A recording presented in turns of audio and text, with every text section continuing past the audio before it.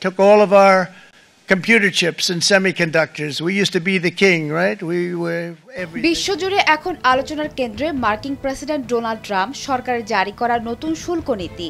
চীন, কানাডা, ভারত, ইউরোপীয় union, Brazil সহ শতাধিক দেশের ওপর নতুন শুল্ক আরোপের সিদ্ধান্তে দেখা দিচ্ছে গোটা বিশ্বে বাণিজ্য যুদ্ধের আশঙ্কা। এর জেরে ঝুঁকিপূর্ণ সম্পদের প্রতি আগ্রহ কমেছে বিনিয়োগকারীদের, ফলে ক্রিপ্টোকারেন্সি বাজারে বিরূপ প্রতিক্রিয়া দেখা দিয়েছে। বাজার পর্যবেক্ষকরা বলছেন, গত এক বছরের মধ্যে সবচেয়ে খারাপ সময়ের মুখ দেখছে ক্রিপ্টো মুদ্রার বাজার। মাত্র কয়েকদিনের ব্যবধানে বিশ্বব্যাপী ক্রিপ্টোকারেন্সি মোট বাজার মূল্য $1.5 ট্রিলিয়ন কমে গেছে। মার্কিন প্রেসিডেন্ট ট্রাম্প নতুন শুল্ক আরোপের ঘোষণার পর থেকে এ ধস শুরু হয়। এখন পর্যন্ত যা অব্যাহত রয়েছে। 9 এপ্রিল ডিজিটাল মুদ্রার বাজারে বড় ধরনের দরপতন ঘটেছে। বিশেষ করে বিটকয়েনের ব্যাপক মূল্য হ্রাস পেয়েছে। বিশ্বের সবচেয়ে জনপ্রিয় এবং বৃহৎ মুদ্রাটির দাম নিম্নমুখী হয়েছে 5.56%। প্রতিটি বিক্রি হচ্ছে প্রায় $৭৫,৪৫৪.29। আগের কয়েকদিনেও দর হারিয়েছে এটি। ব্যবসা ভিত্তিক প্রভাবশালী ভারতীয় সংবাদ মাধ্যম বিজনেস স্ট্যান্ডার্ডের খবর, আলোচ্য কার্যদিবসে অন্যান্য ভার্চুয়াল মুদ্রার দামও নিম্নগামী হয়েছে। ক্রিপ্টোকারেন্সি বাজারের দ্বিতীয় বৃহত্তম মুদ্রা ইথেরিয়ামের দরে বড় ধস নেমেছে।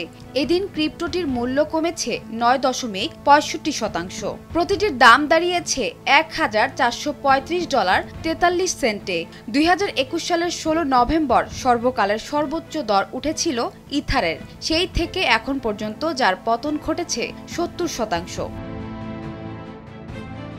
আলোচিত কর্মদিবসে সোলানার দাম কমেছে 6.55%। রিপলের দরপতন হয়েছে 6%। বিন্যান্স কয়েনের মূল্য হ্রাস পেয়েছে 3%। টিথার দর হারিয়েছে 0.2%। কয়েন মার্কেট ক্যাপ জানিয়েছে, এদিন পতনের হাত থেকে রক্ষা পায়নি কোনো অনলাইন মুদ্রায়।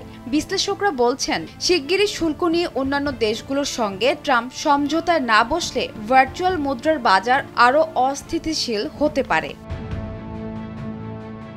সম্প্রতি ক্রিপ্টো প্ল্যাটফর্ম মার্কারোর সহ প্রতিষ্ঠা ও সিও পেট্রো কোজিয়াকো বলেছিলেন, ট্রাম্পের শুল্ক ঘোষণার পরে ক্রিপ্টো বাজারে ভয়, অনিশ্চয়তা ও সন্দেহের ঢল বয়ে যাচ্ছে।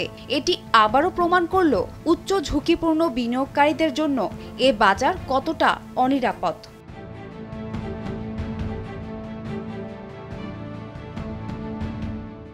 সানজানা তাবাসসুম, ভোরের কাগজ।